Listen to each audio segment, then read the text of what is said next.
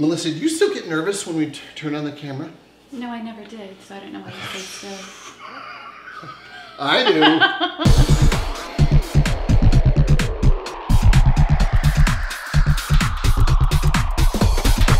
Hi everybody, welcome to the Chris+Melissa Show. I'm Chris. And I'm Melissa. Do you know what we're doing today, Chris? I have an idea what we're doing today, and I actually did a little bit of research.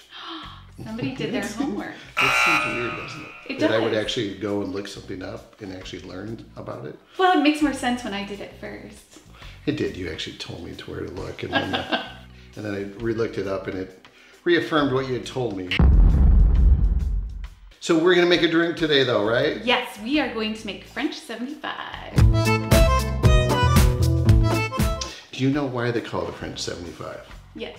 You do? Well, I didn't know that. And they call it a French 75 because it was invented in France in the New York bar in France in 1915, right around World War I time. And guess why they named it the French 75? Why did they name it the French 75? You already know. You already know. Because it is a super strong drink. And at the time, the people are going, it's like being hit by a French 75, which is a 75mm field gun that was used in the war. So this is a strong drink, and we're gonna have it, and you're gonna mix it up. So I'm gonna get out of here. Let's do this. Sounds fantastic. This bumps. All right, I am going to make the French 75 today. And for making the French 75, we need to have some lemon. We also need some excellent gin. We love Tattersall gin. It is made in Minnesota and it is delicious. We also need some simple syrup, keep it sweet. Maybe take a little edge off all the booze in this drink. And then some Marca Prosecco. And that's all it takes to make a French 75. All right, well, first up, I will be making 2 drinks, one for Chris and one for myself. We will need a shot and a half of lemon juice. Nice, fresh squeeze. I always prefer to go with fresh squeezed versus one of those little awkward bottles. Another thing that goes in the French 75 is a lemon twist. All right, time to get some Tattersall gin in here. Now I have already added some ice into the shaker, and now we're gonna need 4 ounces of gin. Now we need 2 ounces of simple syrup. Okay, now the challenging part. This is our lemon juice. 1 ounce. Now, one very important thing is to shake this for about 20 seconds or so. The outside of this should really start to feel cold on your hands.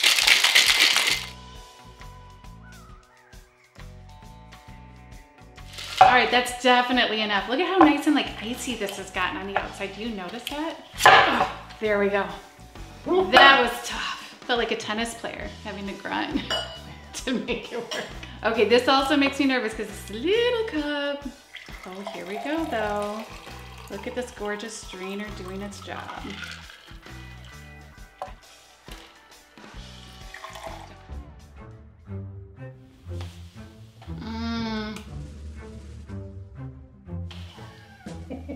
Oh, that's just a little bit more, okay. Close enough. All right, now we get to watch Melissa open Prosecco. This will be exciting. Okay. One good thing whenever you're opening something like a Prosecco, a bottle of wine, or champagne is to have a towel to catch it in case too much pressure happens. Okay, and now each one should be getting 2 ounces of Prosecco. It's kind of weird judging 2 ounces when pouring it into a measuring glass. It's like I want to follow the directions. Although, yeah, because this one bubbled a little bit more.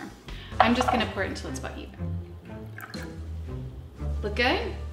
Oh, this one still looks like it's just, oh, needs a little more love. All right, now it's time for a couple of lemon twists.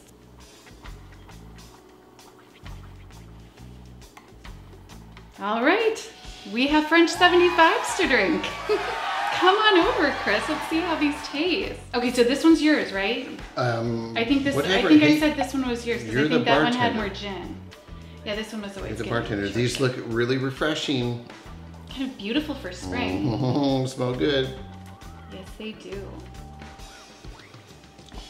It doesn't. It doesn't taste like it's gonna knock me. It doesn't taste like a field gun has been shooting at me. It's really good. But you guys saw how much stuff was put into here, so we should just keep it going and see how it turns out.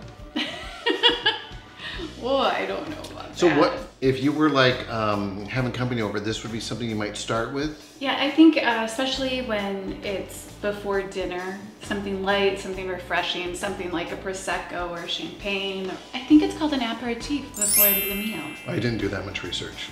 Well, no, I don't mean the French 75, but like when we were at Gordon Ramsay's restaurant in London, like I think the first drink was called an aperitif. I could be totally wrong. Do you think this is a double thumbs up yum? I do think it's a double thumbs up yum. I want to make more. I definitely think it's a double thumbs up yum. So you don't think we should have 2 of these tonight?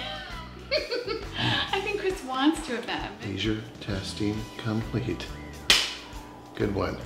Fist bump for safety. Hey, thanks so much for watching the Chris+Mel show.